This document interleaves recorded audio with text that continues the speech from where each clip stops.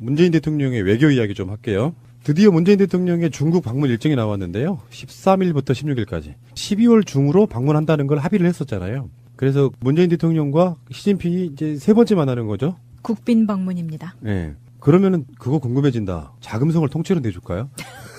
지켜봐야겠네요. 일정이 13일부터 16일이면 13, 14, 15, 16, 3박 4일이잖아요. 꽉 찬 3박 4일인데 도대체 한중간에 정상끼리 할 이야기가 무엇이 이렇게 많을까? 보통 1박 2일이나 2박 3일이거든. 근데 미리 예고하는데요. 만약에 문재인 대통령한테는 자금성을 통째로 안 내주면 그게 뭐 홀대받았다 이렇게 또 공격할 세력들이 분명히 있다. 맞아요. 근데 문제는 그게 중요한 건 아니다. 맞아요. 왜냐면 사실요. 트럼프는 또라이 대접한 거야. 생각해봐요. 좋아하고 할 사람이 트럼프지만 문재인 대통령은 불편해할 사람이에요.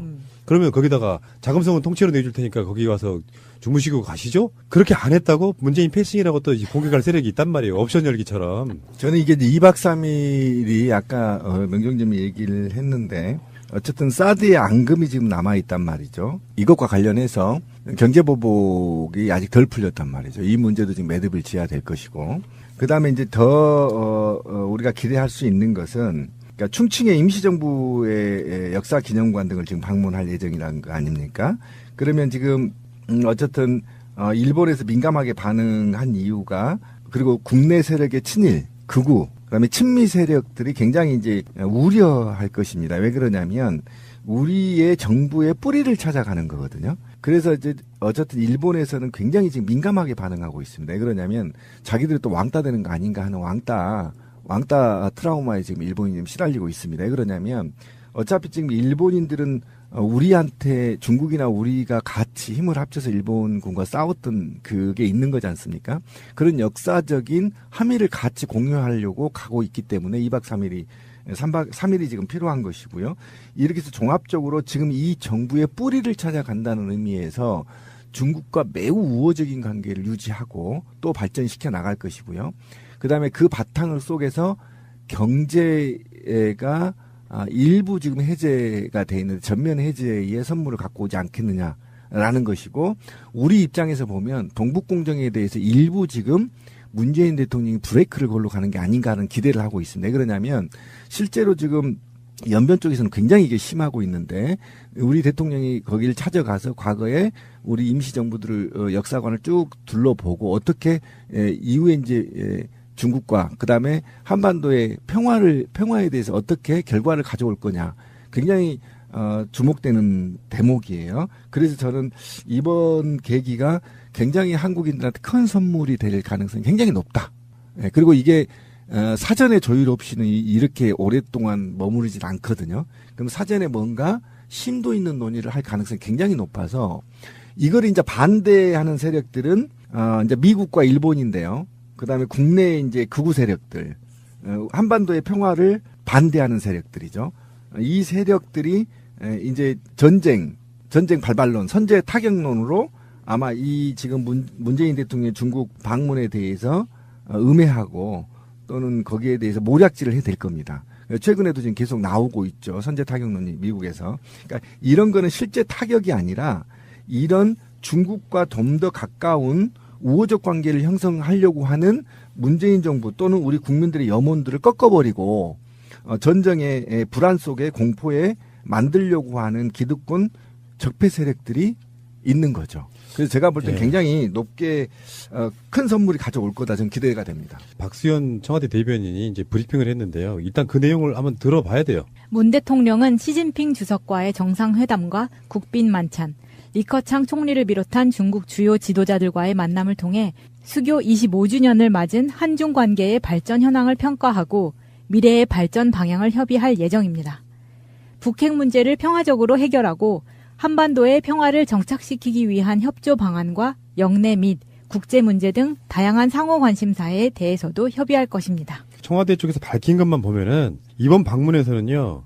이번에 아세안 갔을 때, 뭐 에이펙 갔을 때는 짧게 만나잖아요. 그렇죠. 근데 지금 중국의 25주년 기념으로 가는 부분이라 뭔가 이벤트성도 있어요. 그래서 공식 환영식도 하고 단독 정상회담도 하고 확대 정상회담도 하고 국빈 만찬도 하고 또 관련해서 친교 행사 같은 거라서 굉장히 오랜 시간 동안 시진핑과 여러 번 만난다는 거예요. 자주 만나면은 오해도 풀리게 돼 있고 뭐 이제 오해는 이미 풀었다고 하지만 아예 봉합한 거냐, 아니 임시로 이렇게 덮어둔 거냐, 뭐 여러 방식으로 지금 의견이 나오고 있는데 이제 중국과의 관계가 사실상 이 정상회담을 방중을 계기로 정상화가 다시 돌아올 것이다. 이미도 지금도 그 분위기를 만들어가고 있지 않습니까?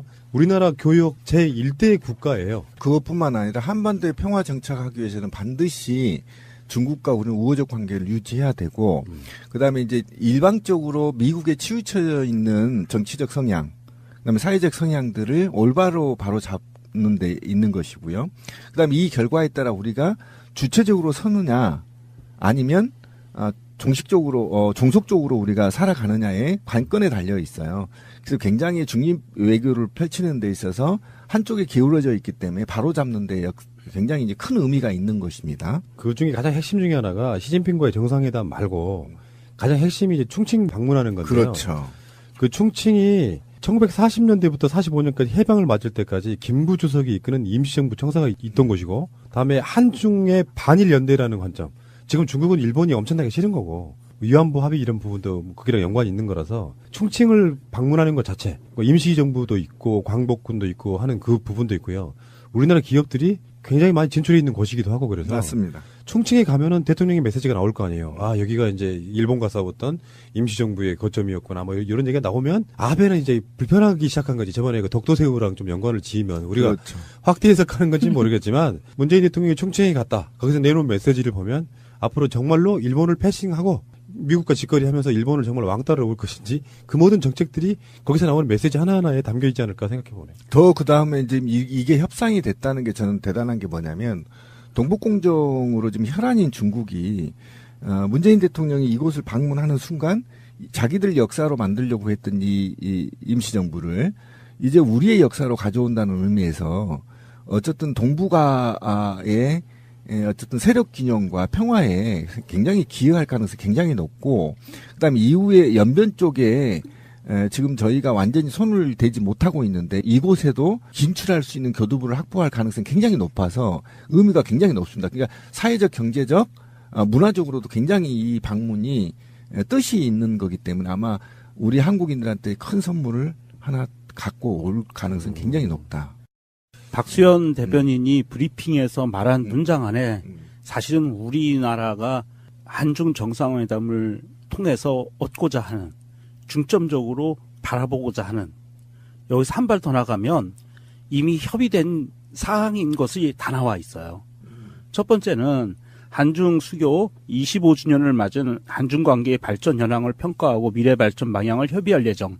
이것은 한중 관계의 봄날이 다시 온다라는 거 이미 협의가 끝났다는 이야기고요. 그리고 북핵 문제를 평화적으로 해결하고 한반도의 평화를 정착시키기 위한 협조 방안과에서 이 문장은 북핵 문제에 대해서 이제는 확실하게 한중 간의 공조 시대가 왔다, 공조를 할 거다라는 발표가 날 거라는 예상을 할 수 있고요. 마지막 문장, 영내 및 국제 문제 등 다양한 상호 관심사에 대해서도 협의할 것. 이것은 세계 외교 관계 내에서 영내나 이 아시아권이나 여기에 그 외 많은 지역에서도 한중 간의 외교 관심, 외교 분야를 같이 손잡고 외교 분야에 나가겠다라고 하면서, 지금 충칭을 방문한다는 것은 중국의 1대1로의 거점 도시이고 여기 시진핑이 공을 들이는 곳이기 때문에 시진핑에 대한 답례로 방문하는 효과도 굉장히 큰 거예요.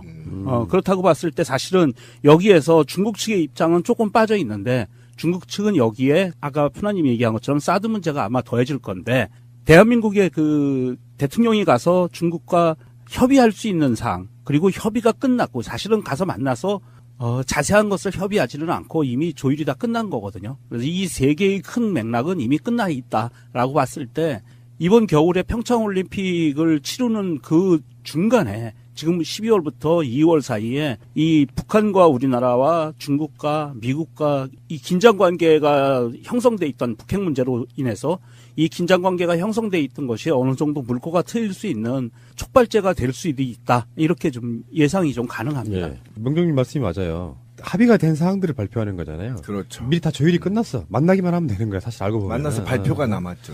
근데 문재인 대통령이 7대 종단 지도자들과 만나가지고 한 말 중에 이런 얘기가 있어요.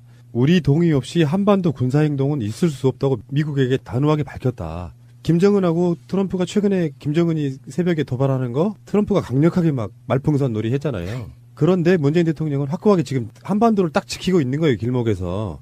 우리 동의 없이는 그런 무력 도발하면 안 된다는 게 뭐 김정은만 뭐 하는 게 아니고 그렇죠. 트럼프에게도 어느 정도 선을 딱 지키고 있다는 뜻이거든요. 그러면서 이게 이제 중국과 연계가 연결이 돼 되면은 있죠. 결론적으로는 그거예요. 한반도 상에서 괴롭고 힘들더라도 김정은이가 핵무기 개발하는 거 괴롭고 힘들더라도 그들도 어차피 핵무기 개발하면 공공하게 못 사니까 그걸 살살 달래가지고 끌어내서 궁극적으로 한반도에 영원한 평화를 가져오겠다. 이런 정책은요. 일희일비하면 안 돼요. 그럼요. 어떤 사건 때마다 막 분개해가지고 말풍선 쏟아내고 막 이러면 트럼프의 이제 뭐 약간 개망나니 같은 그 느낌을 살짝 다독여주면서도 한반도가 들썩거리지 않게끔 해주는 역할을 지금 이게 하고 있는데 만약에 말이에요. 박근혜나 이명박이 그 상황이었다 그러면 어떻게 되겠습니까? 비교하지 마십시오. 재수없습니다.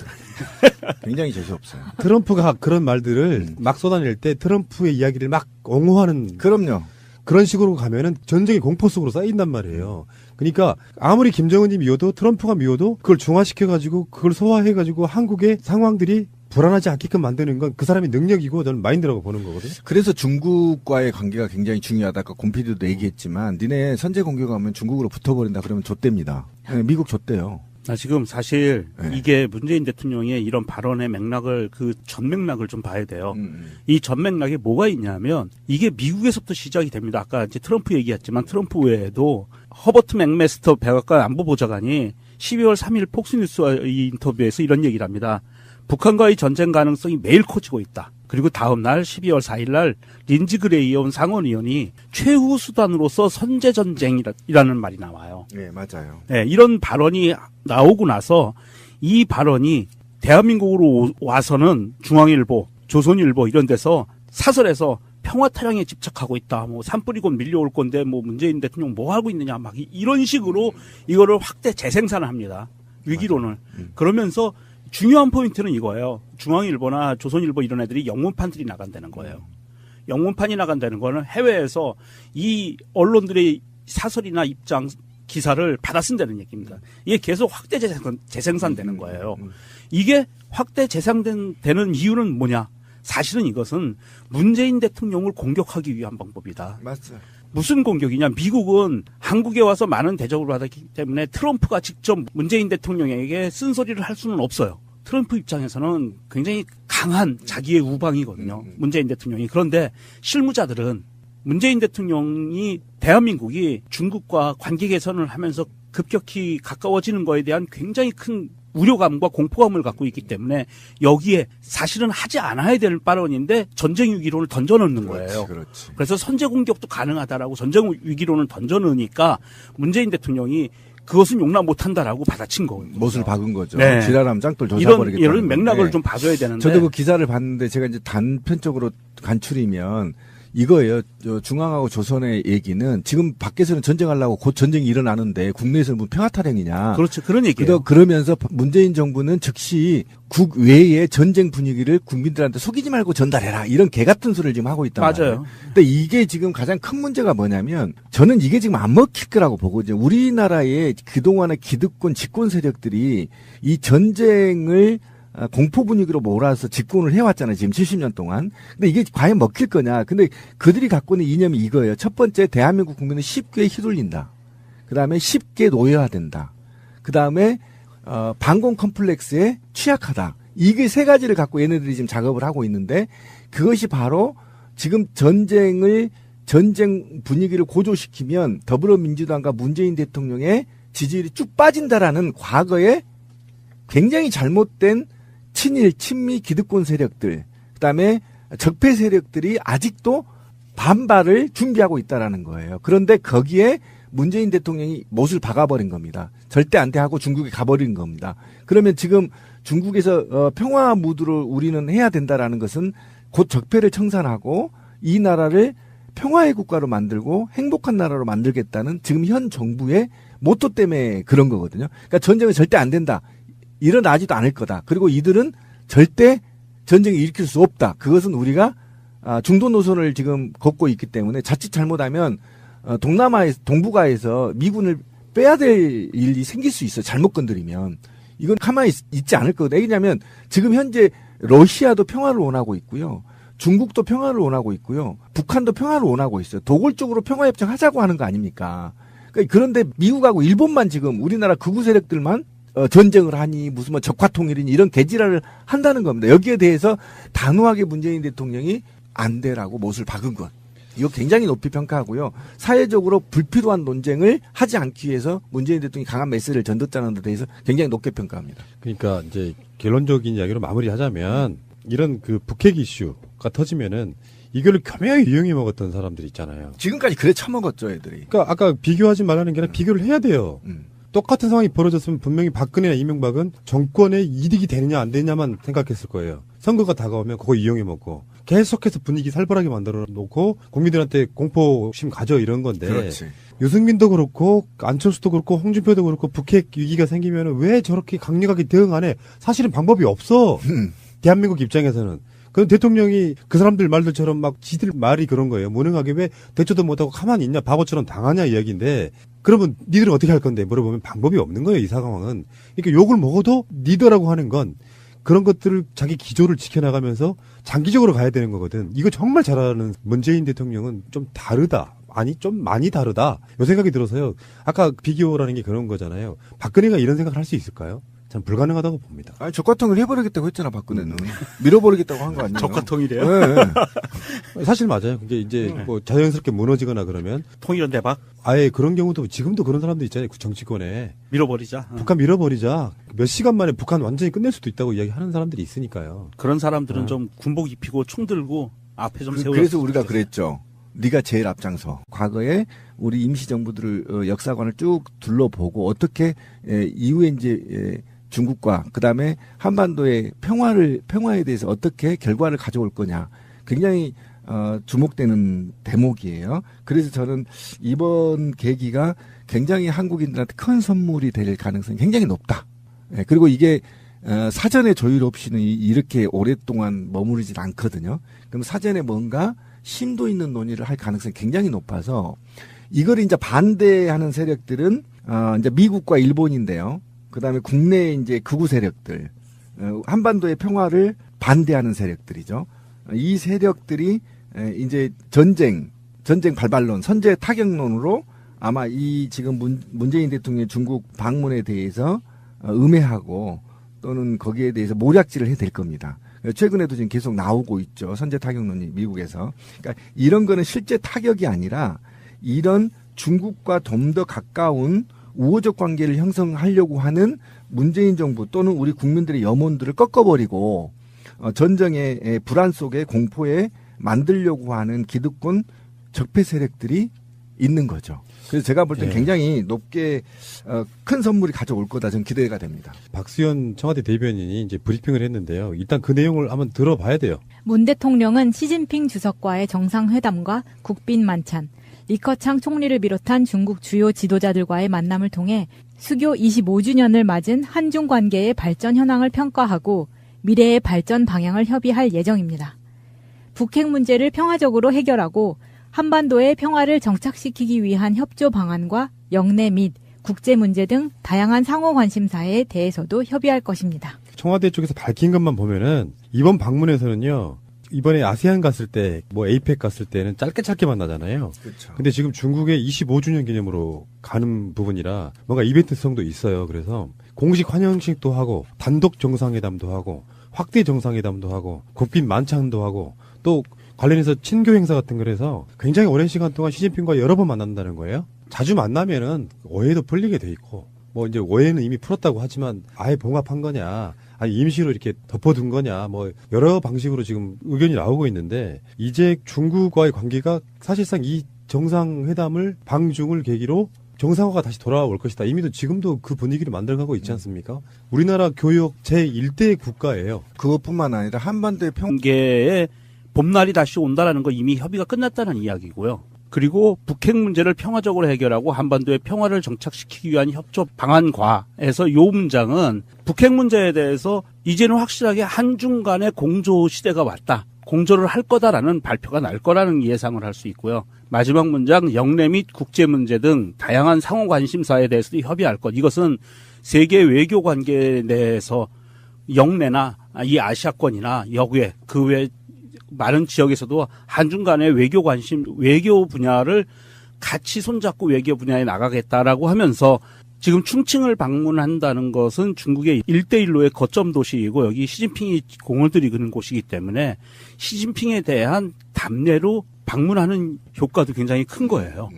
그렇다고 봤을 때 사실은 여기에서 중국 측의 입장은 조금 빠져 있는데 중국 측은 여기에 아까 푸나님이 얘기한 것처럼 사드 문제가 아마 더해질 건데 대한민국의 그 대통령이 가서 중국과 협의할 수 있는 사항 그리고 협의가 끝났고 사실은 가서 만나서 자세한 것을 협의하지는 않고 이미 조율이 다 끝난 거거든요. 그래서 이 세 개의 큰 맥락은 이미 끝나 있다라고 봤을 때 이번 겨울에 평창올림픽을 치르는 그 중간에 지금 12월부터 2월 사이에 이 북한과 우리나라와 중국과 미국과 이 긴장 관계가 형성돼 있던 북핵 문제로 인해서 이 긴장 관계가 형성돼 있던 것이 어느 정도 물꼬가 트일 수 있는 촉발제가 될 수도 있다. 이렇게 좀 예상이 좀 가능합니다. 예. 명정님 말씀이 맞아요. 합의가 된 사항들을 발표하는 거잖아요. 그렇죠. 미리 다 조율이 끝났어. 만나기만 하면 되는 거야. 사실 알고 보면. 만나서 발표가 남았죠.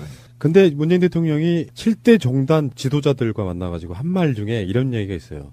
우리 동의 없이 한반도 군사행동은 있을 수 없다고 미국에게 단호하게 밝혔다. 김정은하고 트럼프가 최근에 김정은이 새벽에 도발하는 거 트럼프가 강력하게 막 말풍선 놀이 했잖아요. 그런데 문재인 대통령은 확고하게 지금 한반도를 딱 지키고 있는 거예요. 길목에서. 우리 동의 없이는 그런 무력 도발하면 안 된다는 게 뭐 김정은만 뭐 하는 게 아니고 그렇죠. 트럼프에게도 어느 정도 선을 딱 지키고 있다는 뜻이거든요. 그러면서 이게 이제 중국과 연계가 연결이 돼 되면은 있죠. 결론적으로는 그거예요. 한반도 상에서 괴롭고 힘들더라도 김정은이가 핵무기 개발하는 거 괴롭고 힘들더라도 그들도 어차피 핵무기 개발하면 공공하게 못 사니까 그걸 살살 달래가지고 끌어내서 궁극적으로 한반도에 영원한 평화를 가져오겠다. 이런 정책은요. 일희일비하면 안 돼요. 그럼요. 어떤 사건 때마다 막 분개해가지고 말풍선 쏟아내고 막 이러면 트럼프의 이제 뭐 약간 개망나니 평화 정착하기 위해서는 반드시 중국과 우리는 우호적 관계를 유지해야 되고, 그다음에 이제 일방적으로 미국에 치우쳐 있는 정치적 성향, 그다음에 사회적 성향들을 올바로 바로 잡는 데 있는 것이고요.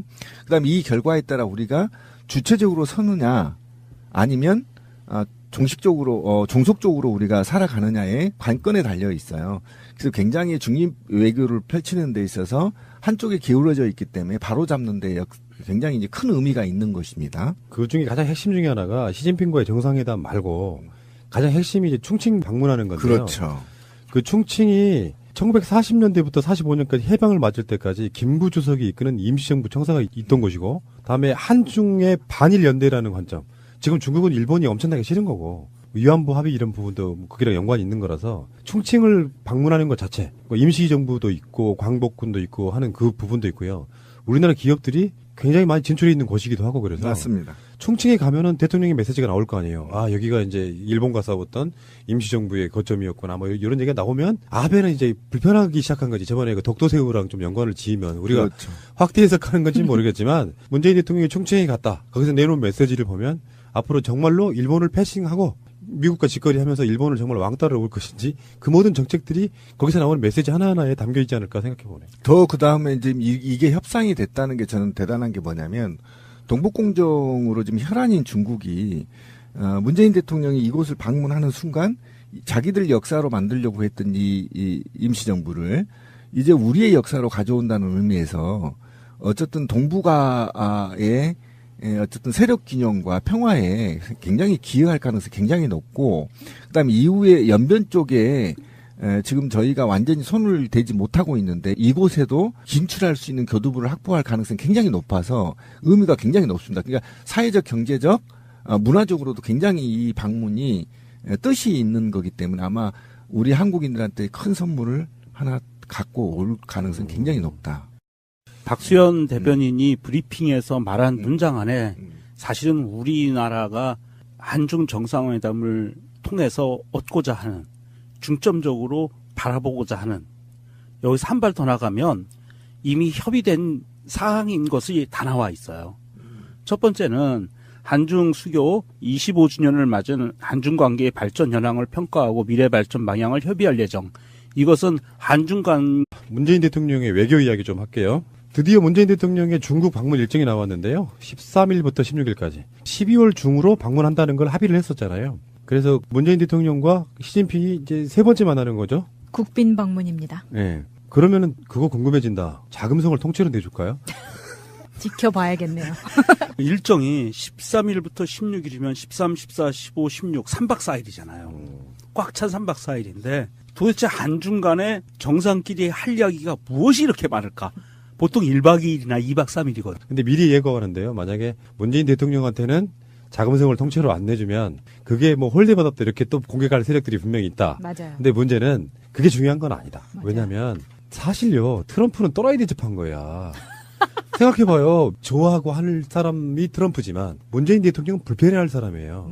그러면 거기다가 자금성은 통째로 내줄 테니까 거기 와서 주무시고 가시죠? 그렇게 안 했다고 문재인 패싱이라고 또 공격할 세력이 있단 말이에요. 옵션 열기처럼. 저는 이게 2박 3일이 아까 명정님이 얘기를 했는데 어쨌든 사드의 앙금이 지금 남아있단 말이죠. 이것과 관련해서 경제보복이 아직 덜 풀렸단 말이죠. 이 문제도 지금 매듭을 지어야 될 것이고 그 다음에 이제 더 우리가 기대할 수 있는 것은 그러니까 충칭의 임시정부의 역사기념관 등을 지금 방문할 예정이라는 거 아닙니까? 그러면 지금 어쨌든 일본에서 민감하게 반응한 이유가 그리고 국내 세력의 친일, 극우, 그다음에 친미 세력들이 굉장히 이제 우려할 것입니다. 왜 그러냐면 우리의 정부의 뿌리를 찾아가는 거거든요. 그래서 이제 어쨌든 일본에서는 굉장히 지금 민감하게 반응하고 있습니다. 왜 그러냐면 자기들이 또 왕따 되는 거 아닌가 하는 왕따 트라우마에 지금 일본이 지금 시달리고 있습니다. 왜 그러냐면 어차피 지금 일본인들은 우리한테 중국이나 우리가 같이 힘을 합쳐서 일본군과 싸웠던 그게 있는 거지 않습니까? 그런 역사적인 함의를 같이 공유하려고 가고 있기 때문에 2박 3일이 3일이 지금 필요한 것이고요. 이렇게 해서 종합적으로 지금 이 정부의 뿌리를 찾아간다는 의미에서 중국과 매우 우호적인 관계를 유지하고 또 발전시켜 나갈 것이고요. 그다음에 그 바탕을 속에서 경제가 일부 지금 해제가 돼 있는데 전면 해제의 선물을 갖고 오지 않겠느냐라는 것이고 우리 입장에서 보면 동북공정에 대해서 일부 지금 문재인 대통령이 브레이크를 걸로 가는 게 아닌가 하는 기대를 하고 있습니다. 왜 그러냐면 실제로 지금 연변 쪽에서는 굉장히 이게 심하고 있는데 우리 대통령이 거기를 찾아가서 같은 그 느낌을 살짝 다독여주면서도 한반도가 들썩거리지 않게끔 해주는 역할을 지금 이게 하고 있는데 만약에 말이에요. 박근혜나 이명박이 그 상황이었다 그러면 어떻게 되겠습니까? 비교하지 마십시오. 재수없습니다. 굉장히 재수없어요. 트럼프가 그런 말들을 막 쏟아낼 때 트럼프의 이야기를 막 옹호하는 그럼요. 그런 식으로 가면은 전쟁의 공포 속으로 쌓인단 말이에요. 그러니까 아무리 김정은이 미워도 트럼프가 미워도 그걸 중화시켜가지고 그걸 소화해가지고 한국의 상황들이 불안하지 않게끔 만드는 건 그 사람의 능력이고 저는 마인드라고 보는 거거든요. 그래서 중국과의 관계가 굉장히 중요하다. 아까 곰피디도 얘기했지만 니네 선제 공격하면 중국으로 붙어버린다 그러면 좆됩니다. 네, 미국 좆대요. 지금 사실 네. 이게 문재인 대통령의 이런 발언의 맥락을 그 전맥락을 좀 봐야 돼요. 이 전맥락에 뭐가 있냐면 이게 미국에서부터 시작이 됩니다. 아까 이제 트럼프 얘기했지만 트럼프 외에도 허버트 맥메스터 백악관 안보보좌관이 12월 3일 폭스뉴스와의 인터뷰에서 이런 얘기를 합니다. 북한과의 전쟁 가능성이 매일 커지고 있다. 그리고 다음 날 12월 4일 날 린지 그레이온 상원의원이 최후 수단으로서 선제 전쟁이라는 말이 나와요. 네, 맞아요. 네, 이런 발언이 나오고 나서 이 발언이 대한민국으로 와서는 중앙일보, 조선일보 이런 데서 사설에서 평화 타령에 집착하고 있다. 뭐 산뿌리고 밀려올 건데 뭐 문재인 대통령 뭐 하고 있느냐 막 이런 식으로 이거를 확대 재생산을 합니다. 위기론을. 그러면서 중요한 포인트는 이거예요. 중앙일보나 조선일보 이런 애들이 영문판들이 나간다는 거예요.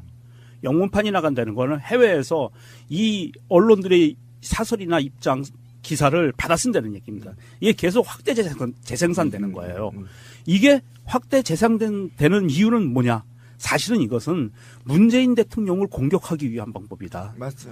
무슨 공격이냐? 미국은 한국에 와서 많은 대접을 받았기 때문에 트럼프가 직접 문재인 대통령에게 쓴소리를 할 수는 없어요. 트럼프 입장에서는 굉장히 강한 자기의 우방이거든요. 문재인 대통령이. 그런데 실무자들은 문재인 대통령이 대한민국이 중국과 관계 개선을 하면서 급격히 가까워지는 거에 대한 굉장히 큰 우려감과 공포감을 갖고 있기 때문에 여기에 사실은 하지 않아야 될 발언인데 전쟁 위기론을 던져넣는 거예요. 그렇지. 그래서 선제 공격도 가능하다라고 전쟁 위기론을 던져넣으니까 문재인 대통령이 그것은 용납 못한다라고 받아친 거예요. 못을 박은 거죠. 네. 지랄하면 짱돌 이런 조사버리겠다. 이런 맥락을 좀 봐줘야 되는데. 저도 그 기사를 봤는데 제가 이제 단편적으로 간추리면 이거예요. 중앙하고 조선의 얘기는 지금 밖에서는 전쟁하려고 곧 전쟁이 일어나는데 국내에서는 무슨 평화타령이냐. 그렇죠. 그런 얘기예요. 그러면서 문재인 정부는